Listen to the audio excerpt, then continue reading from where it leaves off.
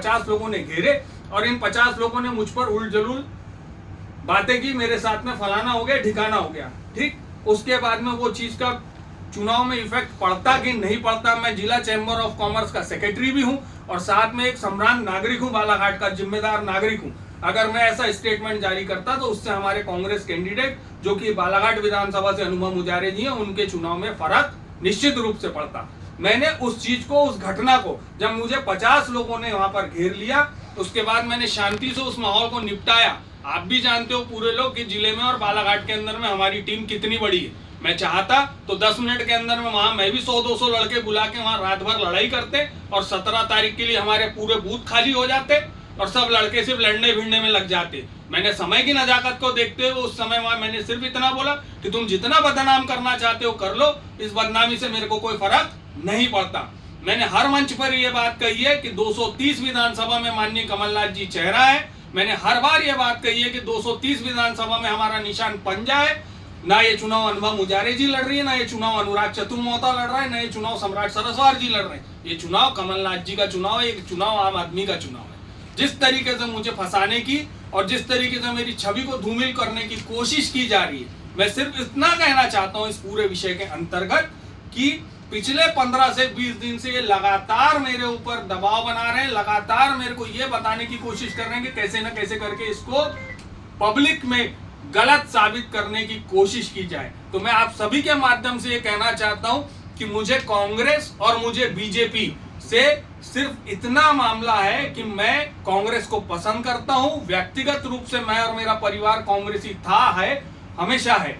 मेरा कहना यह है कि आपके मैगनी चोरों के और उल्टे सीधे काम करने वालों से मेरे को कोई सर्टिफिकेट की आवश्यकता नहीं है।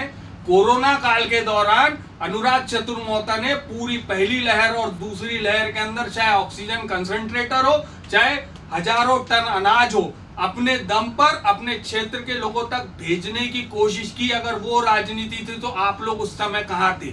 नारी सम्मान में 40,000 से अधिक फॉर्म मेरे द्वारा माननीय कमलनाथ जी के लिए मध्य प्रदेश में कांग्रेस की सरकार बनाने के लिए बनाए गए, भरवाए गए।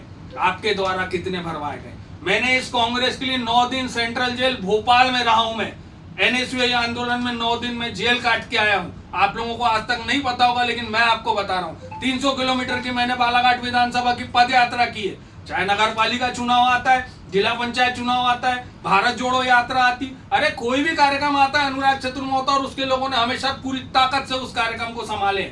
मेरी जवाबदारी नगर पालिका चुनाव में, मेरी जवाबदारी माननीय कमलनाथ जी ने मुझे वित्त प्रबंधन की जवाबदारी दी थी, ना कि मुझे वार्ड वार्ड में जाके उन लोगों के लिए जिताने की जवाबदारी दी थी। वित्त प्रबंधन मेरे हाथ में था। मैंने वित्त जहां तक जैसा मेरे से बन पड़ा मैंने वैसा करने की कोशिश किया। और आप अपनी व्यक्तिगत छवि को बनाने के लिए क्षेत्र में मेहनत करो। किसी दूसरे आदमी को नीचा और ऊंचा दिखाने से आप बड़े नहीं हो जाओगे। जो मुझसे प्यार करते हैं वो मुझसे प्यार करेंगे और जिनको मेरे बारे में गलत बोलना है वो मेरे बारे में हमेशा गलत बोलते रहेंगे। मैं ये वीडियो या न्यूज आप लोगों से इसलिए नहीं बोल रहा हूं कि मैं अपना पक्ष या मैं अपनी सफाई पेश कर रहा हूं। मैं सिर्फ इतना बोलना चाहता हूं कि जो लोग मुझसे प्यार करते हैं वो अपने भाई पर हमेशा विश्वास रखें कि उनका भाई कल भी सही था और आज भी सही है। 2018 में मैंने निर्दलीय चुनाव लड़ा।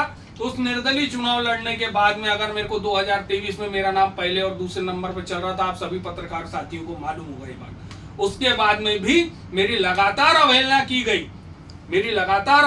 गई, उसके बाद में भी मैंने कोई भी गलत काम नहीं किया। मैंने बोल दिया था मैं निर्दलीय चुनाव नहीं लड़ूंगा, मैंने निर्दलीय चुनाव नहीं लड़ा। 27 तारीख को माननीय अनुभव मुजारे जी की नामांकन रैली थी, मैं पूरी नामांकन रैली में शामिल रहा। उसके बाद में मैंने 4 से 5 जगह सभा लिया और सभा का भी अच्छा प्रतिसाद मिला। जब भी अनुभव मुजारे जी का मेरे को फोन आया मैंने हमेशा उनसे रिस्पॉन्स देके बात किया। इसके अलावा मेरे को जहाँ की जिम्मेदारी दी गई मैं उस जिम्मेदारी को निभा रहा हूँ। और रही बात ये मैग्नीज माफिया और मैग्नीज चोरों के लिए माननीय कलेक्टर से, माननीय एसपी साहब से, माननीय खनिज अधिकारी से मैं कहना चाहता हूँ कि इन पर अब लगाम लगाइए। नहीं लगाम लगाएंगे तो हम धरना प्रदर्शन आंदोलन करेंगे और हम छापामार कार्रवाई करेंगे। उसके बाद आपको कार्रवाई करना पड़ेगा, नहीं तो हम आपके कलेक्ट्रेट का और एसपी ऑफिस का घेराव करेंगे। वंदे मातरम, जय हिंद।